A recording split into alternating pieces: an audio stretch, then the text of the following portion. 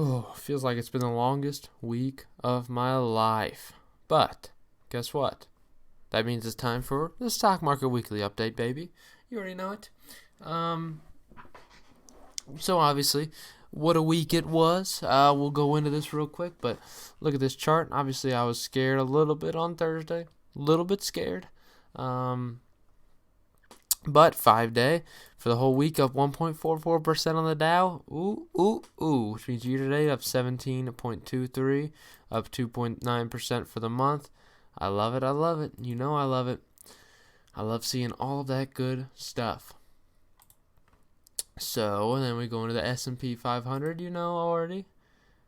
We pretty well know what the trend's going to be. You're going to see the same, pretty well similar chart. A nice Friday, though. A nice recovery Friday. As in yesterday, which led to a 1.47% gain on the week. So that's always exciting. So the S&P 500 hit an all-time high, actually, today as well, or yesterday as it were. Always something to note. Some people can be scared when we're near all-time highs, but I'm just going to live my life and enjoy it. I love living my life and enjoying it. So up 22.34% for the year. That's fantastic year to date right there. I love that. But we're going to spotlight right up here Qorvo up top there, who reported earnings Friday morning. Thursday, actually. Thursday evening it was. So Qorvo non-GAAP EPS beat by 22 cents, and EPS beat by 22 cents as well. Revenue beat by 52 million, which is down 8% year over year. But shares rallied because of it, and the detailed view of it. This is a stock that went up 20% in a day. So what's going on with that? Beats EPS estimates, and that upside Q3 guidance. Sees the revenue growth versus consensus of 760 million. They're providing around 850 million. Not bad, and a higher EPS than consensus, pretty significantly too. Better margin. There's their key free cash flow, and they also authorized a $1 billion repurchase of stock. So that's certainly something to consider. And that adds the $100 million that were left on the current stock buyback program. So buybacks are a big thing for a company. They can really bring up the value of a company. Less shares out there, less shares outstanding means more value for each share that exists for the public shareholders. So buybacks are always a good thing, and it's also a good sign of a company doing well. If they're buying back shares, they have extra cash and they're growing. You love seeing buybacks. It's a good sign. Next we have our lovely NASDAQ. NASDAQ, baby. NASDAQ up 1.74 on the week. Another similar chart here. Not as much as a significant drop Thursday in the NASDAQ as you saw with the other ones. This is more of a gradual drop from Tuesday to Wednesday. Just a gradual little drop here, and then pretty stagnant. And then Friday we recovered. Which means year to date, the NASDAQ's up 26.39%. That's wild. What I'm going to spotlight here is going to be a loser. Yeah, that's right. I'm spotlighting a loser, Funko, which I mentioned before. Obviously, everyone knows their Funko Pops. Well, guess what? What happened to them?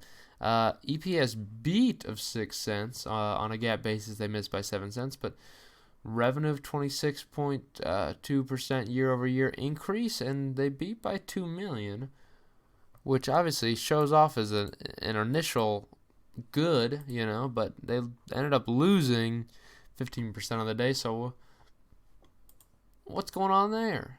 Funko wages higher, and after hours action, after topping Q3 estimates on sales growth of 26%, gross margin came in good. Company says numbers of active properties increased 13%. Funko anticipates sales to be in a range of 840 million to 850 million versus the consensus. Overall, I haven't dug into the report obviously, but I don't necessarily see anything that would cause it to cause such a big downward move. Um, I mean, I don't necessarily see that, but I don't know what could have caused it. I didn't, without digging in. It's interesting for a company to move down, 15% in a day off of news that isn't necessarily bad. I mean, it was a pretty decent earnings report. I didn't see negativity. Regardless, though, just some of the headlines from the week. Wednesday was one of the biggest trade days that I've seen ever in terms of earnings. I mean, this is wild. We had Apple, Facebook, Starbucks. Just so many big companies Wednesday. And Apple beat handily, and Facebook also beat very easily, which is fantastic news, right? But if you're looking at these charts, you can tell. There wasn't much of a reaction after their beat. There was a little bit of change in after hours, as you see here,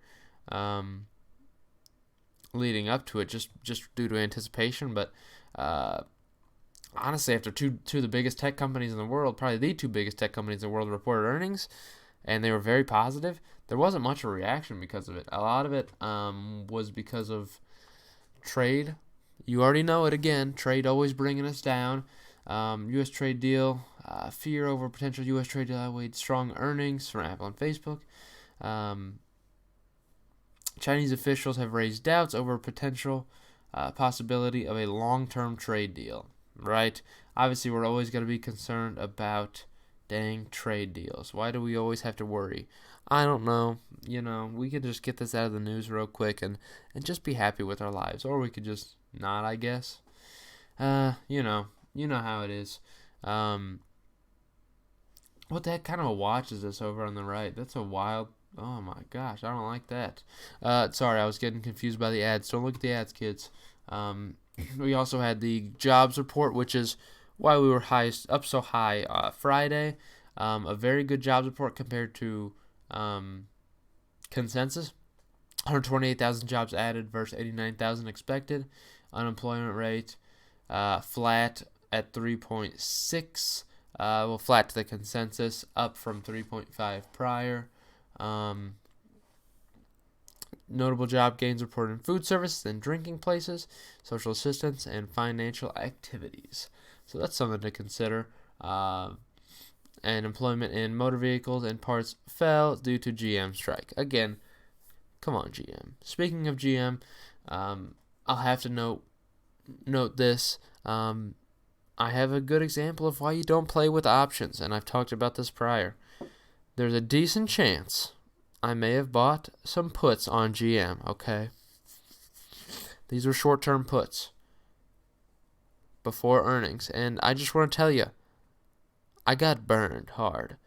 Lost all the money that I put in there. So, it wasn't a whole lot of money, but again, I got burned on it. So, that's why you stay away from options, even if you think it's a surefire deal. You never really know, They came out with a better earnings report than I anticipated. The strike didn't nearly cost anywhere near these garbage analysts, whatever they say, these piece of crap. Goldman, eat my sacks, told me that we were going to be losing $3 billion in revenue. They lied. It was only $1 billion. Okay, Goldman. But regardless, let's end on a high note. NASDAQ and S&P, all-time highs. Let's go, baby.